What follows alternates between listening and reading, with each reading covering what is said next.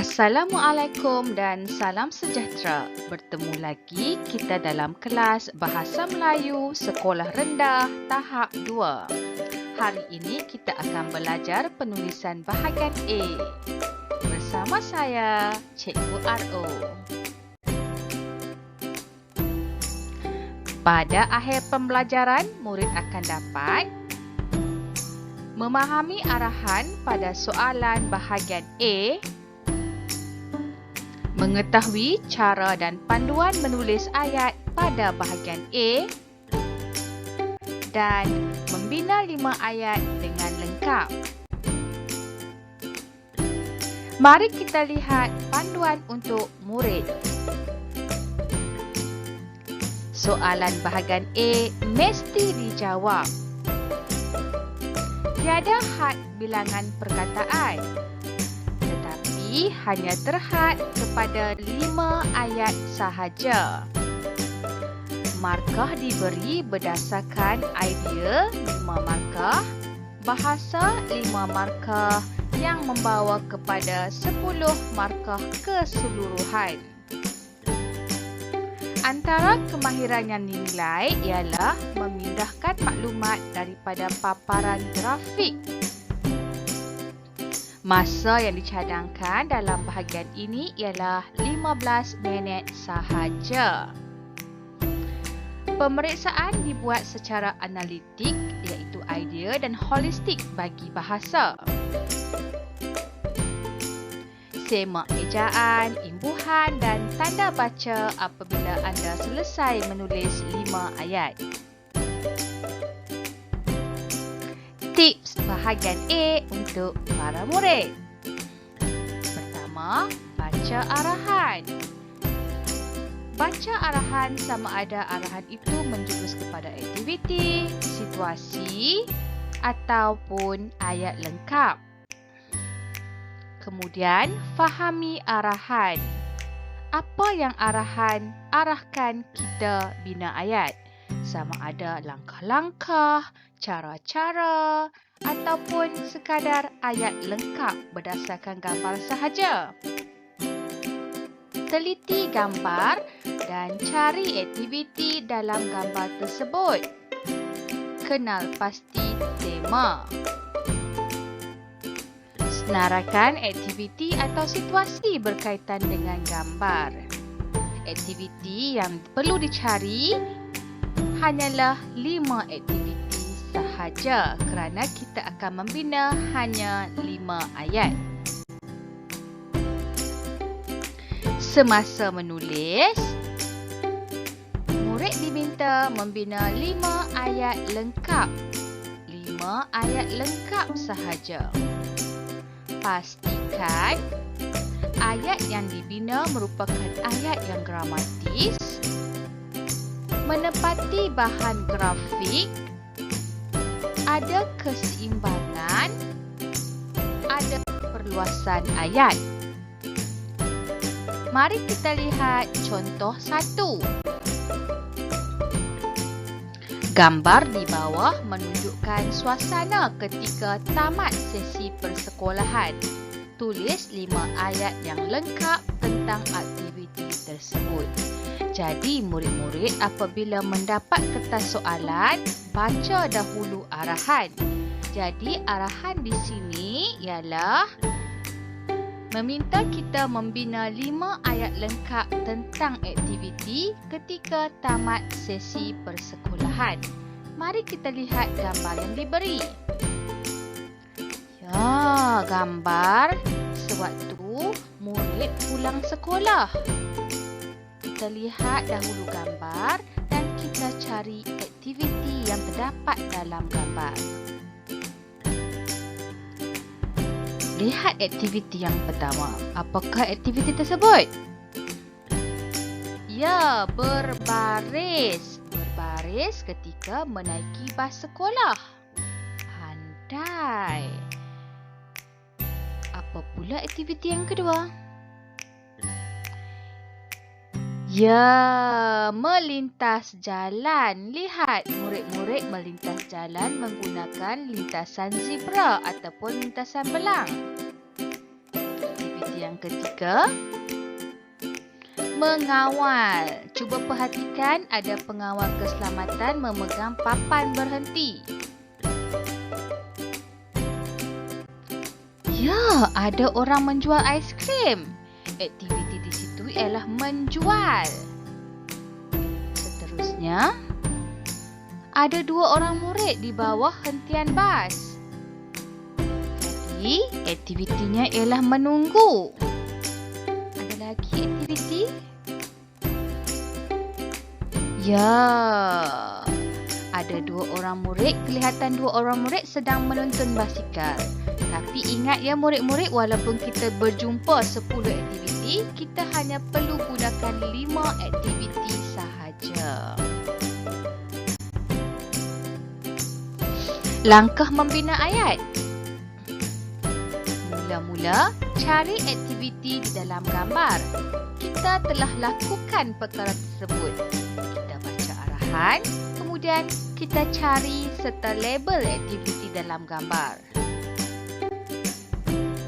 Yang kedua, kita kena kenal pasti subjek sama ada menggunakan kata nama khas atau kata ganti nama diri kita. Murid-murid rasa dalam gambar tersebut kita akan menggunakan kata nama khas ataupun kata ganti nama diri. Ya, kita akan menggunakan kata nama khas dan meletakkan watak bagi setiap subjek tersebut. Kemudian, kita perlu cari perluasan predikat. Perluasan predikat merujuk kepada contoh ataupun penerangan terhadap aktiviti. Contohnya, berbaris. Kita jumpa aktiviti berbaris, jadi perluasan predikat. Apa perluasan predikat terhadap aktiviti berbaris? Nanti kita fikirkan ya. Dan kemudian, mulakan menulis. Apabila selesai menulis, pastikan murid-murid menyemak ejaan dan tanda baca sebelum masuk kepada bahagian B dan bahagian C. Ini gambar tadi. Kita akan mulakan ayat kita dengan berbaris. Lihat contoh. Alia, Zaki dan kawan-kawan mereka berbaris ketika menaiki bas sekolah sewaktu ingin pulang ke rumah.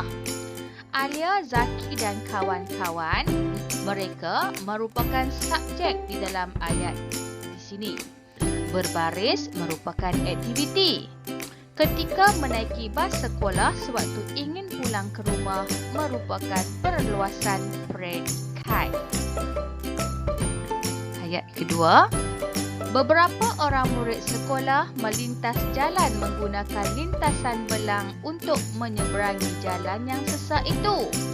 Beberapa orang murid sekolah merupakan subjek bagi ayat tersebut. Melintas merupakan aktiviti. Menggunakan lintasan belang untuk menyeberangi jalan yang sesak itu merupakan perluasan predikat. Ayat 3, Pak Kasim mengawal lalu lintas di hadapan sekolah dengan memegang papan tanda berhenti. Pak Kasim merupakan subjek, mengawal merupakan aktiviti, manakala lalu lintas di hadapan sekolah dengan memegang papan tanda berhenti merupakan perluasan predikat. Ayat 4, Pak Jamal menjual aiskrim di hadapan pintu pagar sekolah kerana murid-murid suka makan aiskrim. Pak Jamal merupakan subjek, menjual ialah aktiviti, aiskrim di hadapan pintu pagar sekolah kerana murid-murid suka makan aiskrim merupakan perluasan predikat. Ayat 5, Ami dan Aida duduk menunggu di hentian bas kerana ibu bapa mereka belum lagi sampai. Ami dan Aida merupakan subjek, duduk menunggu merupakan aktiviti, di hentian bas kerana ibu bapa mereka belum lagi sampai merupakan perluasan predikat. Mari kita lihat ayat bagi menuntun. Aizat dan Minah menuntun basikal di dalam kawasan sekolah kerana kawasan sekolah adalah larangan menunggang basikal. Jadi, Aizat dan Minah merupakan subjek, menuntun merupakan aktiviti, manakala menuntun basikal merupakan aktiviti, manakala di dalam kawasan sekolah, kerana kawasan sekolah adalah larangan menunggang basikal, merupakan perluasan predikat. Mari kita lihat contoh yang kedua. Mula-mula kita baca dahulu arahan. Gambar di bawah menunjukkan langkah-langkah penjagaan bendera. Tulis 5 ayat yang lengkap tentang langkah-langkah penjagaan bendera berdasarkan gambar. Jadi, arahan meminta kita menulis 5 ayat tentang langkah-langkah penjagaan bendera. Mari kita lihat gambar. Di sini terdapat 5 gambar. Jadi, pada setiap gambar, murid diminta membina 1 ayat sahaja. 1 ayat mewakili 1 gambar. Okey, baiklah, kita cari aktiviti yang terdapat dalam gambar pertama. Apa yang dilakukan oleh murid tersebut? Ya, murid tersebut menyimpan bendera. Lihat pula gambar kedua. Apakah yang dilakukan? Ya, menurunkan bendera. Gambar ketiga. Apa yang dilakukan? Betul, menukar atau menggantikan bendera. Gambar keempat. Ya, murid tersebut melipat bendera. Dan yang terakhir, betul, membasuh dan mengeringkan bendera. Jadi, kita sudah dapat 5 aktiviti bagi gambar tersebut. Murid-murid rasa apakah subjek yang kita akan gunakan bagi gambar tersebut? Bagi gambar ini, murid-murid boleh menggunakan nama. Contoh watak tersebut ialah Ali. Murid-murid boleh menulis nama Ali. Ataupun murid-murid boleh menggantikan watak tersebut dengan perkataan kata ganti nama diri kita. Jadi, murid-murid ada 2 pilihan untuk menentukan watak dalam subjek. Ingatnya, subjek mempunyai watak. Watak di sini sama ada kata nama khas iaitu Ali ataupun kita boleh menggunakan kata ganti nama diri iaitu kita. Mari kita lihat contoh ayat.